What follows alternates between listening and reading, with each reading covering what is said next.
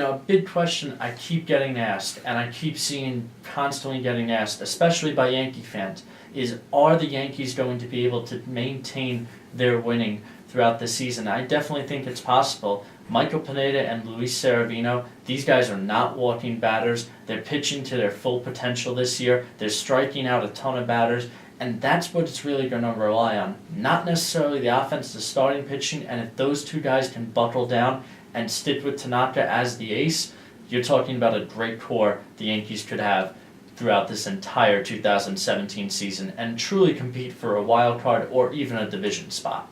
My name is Nick Sarasso. I am a Staten Island Yankees announcer. I also have a sports talk show on WSIA. I'm on AM radio occasionally, and I am a contributor, and I also am a co-host and producer for the Rising Apple podcast and for the Rising Apple website. So Nick, how young were you when you started getting into sports? I was very young when kids first start playing sports, so I got into them 4 or 5 years old. I was playing sports. Wasn't that good at it, but I played for at least 10, 12 years. What kind of sports did you play? I majority played baseball and a little bit of basketball. Those were the two I played on for teams, but baseball by far. Did you play in any organized leagues? Yeah, I played on a couple Staten Island leagues, South Shore Babe Ruth, CYO, intramurals for basketball, different ones for both sports, but again, majority was CYO and South Shore. So what is it that got you into sports journalism? So, obviously I'm sitting here, so I'm not here because of my talent in sports, but I'm here for my appreciation of the game.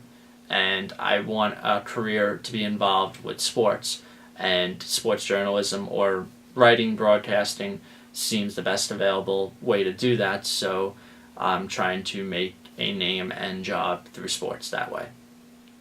Good. So what is it that makes a good sports journalist? Being very informative, creating your own style.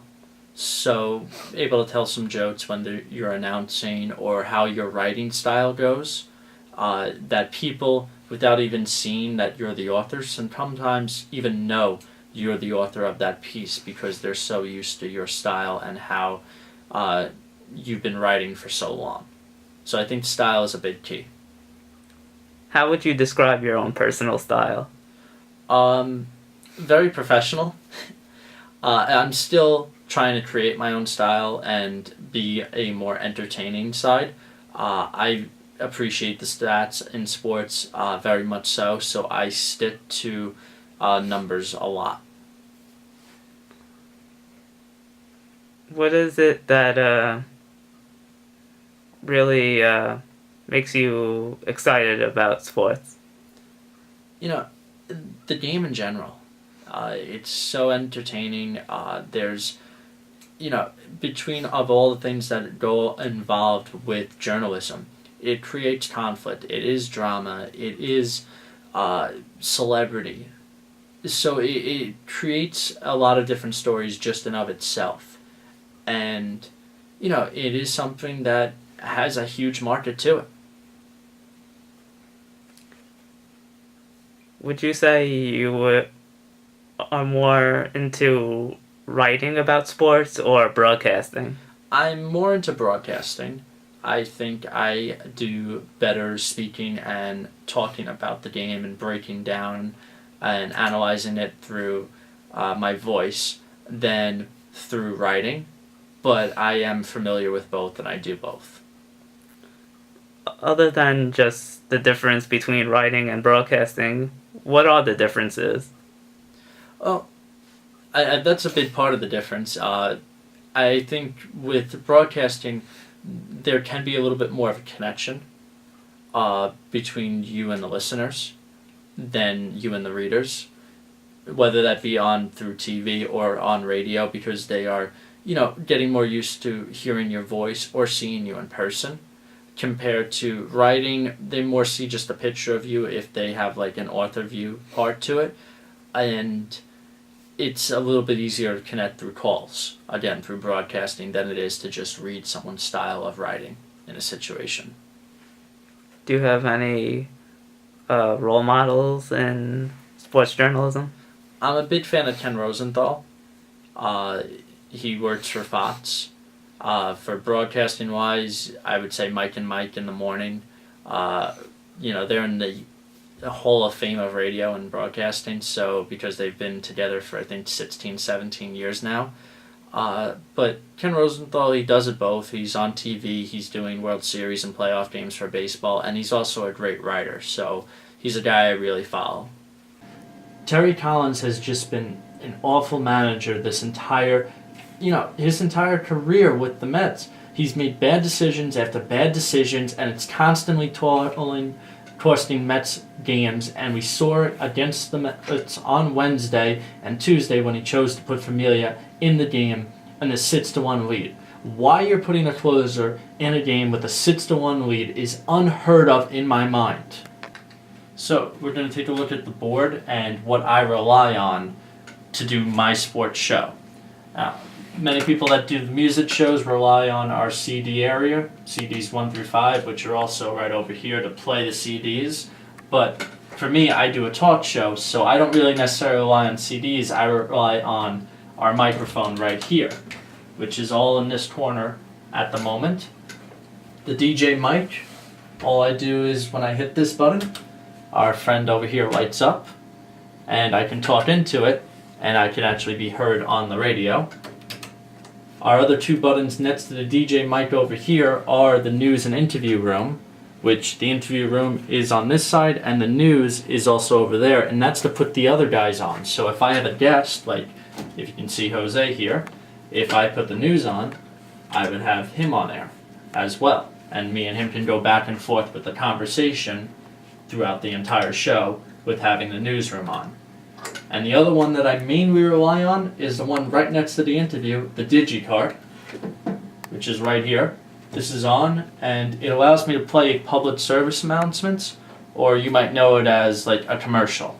Because it's a college radio, we don't play the commercials because we don't get paid for it, but we'll play public service announcements like, I don't know, don't smoke or don't do drugs or something simple like that.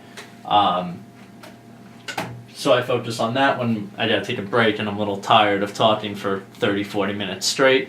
We play a little commercial, and then I get back to talking, or I get back to asking a question to our friend in the newsroom.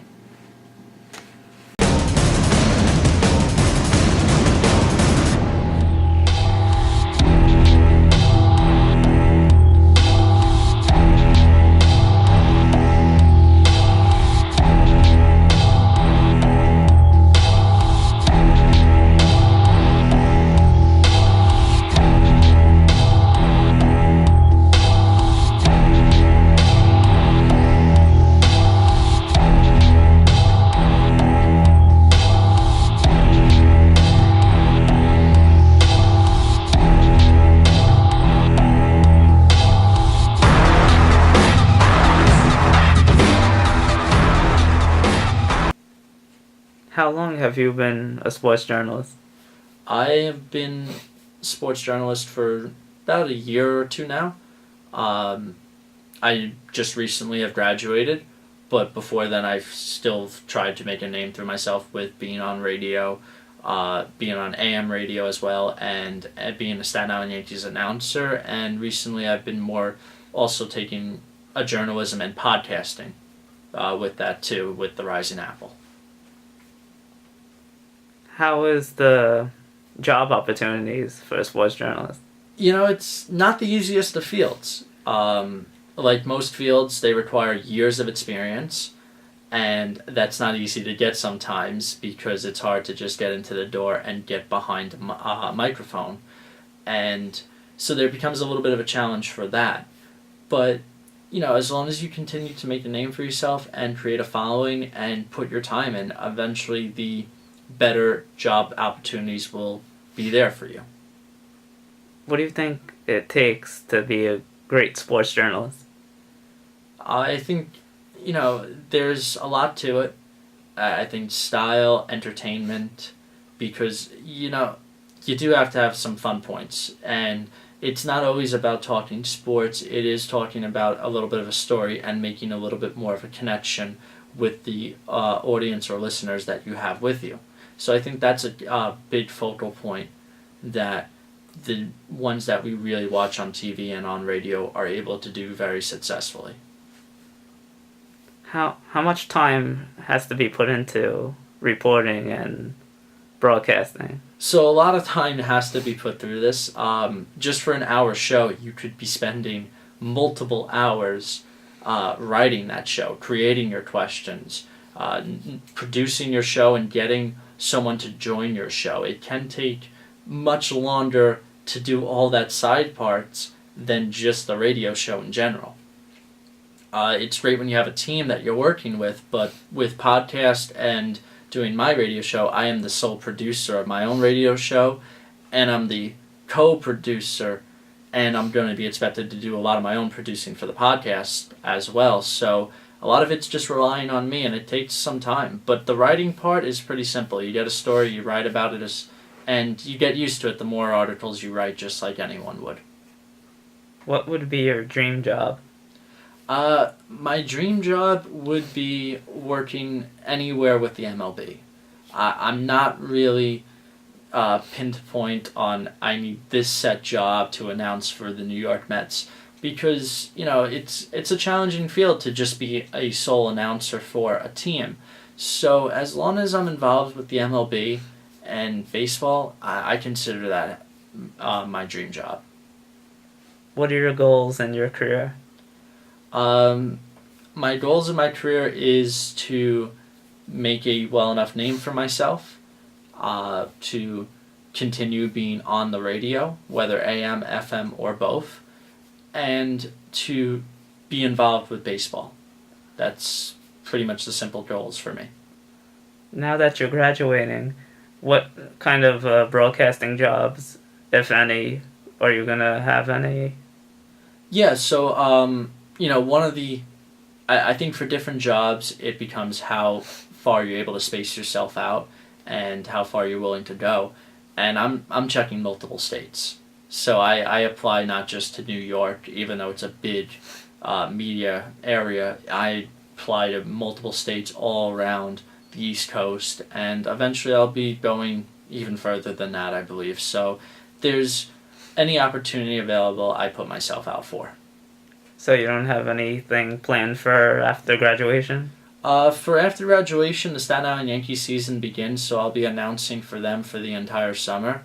As long with that, I still will be doing going on AM and FM radio, and I'll still be working on most likely 2 podcasts and writing for the Rising Apple. So I'll be having a lot of time spent busy involving myself around sports. So that will be the game plan for now.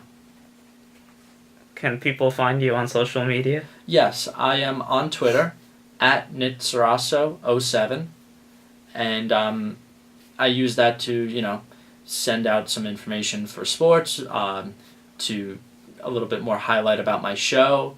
I just sent out a tweet that involves me being on my first podcast. So it continues on certain elements along that line that I use Twitter to make a little bit more of a name for myself and follow a lot of the big name analysts and radio guys as well. Do you think there is an art in sports journalism? Yes, there certainly is an art, because the style is key.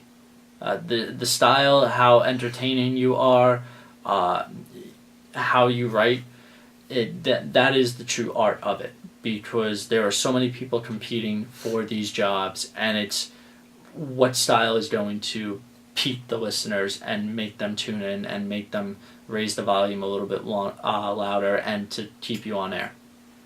And final question, in the future, where do you see yourself, or what do you see yourself doing? It's tough. With sports journalism, it is a challenging field, and it's one of those things that I just leave my options open. So I don't expect to be with a lot of the organizations that I am with now. I expect to move on and advance further in my career. So the 5 things I'm part of, I doubt I'll still be part of in 5 years.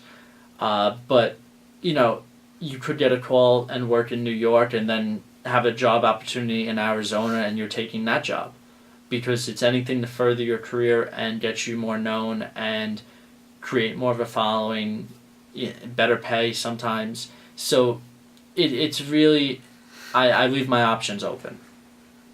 What is your preparation in before your broadcast?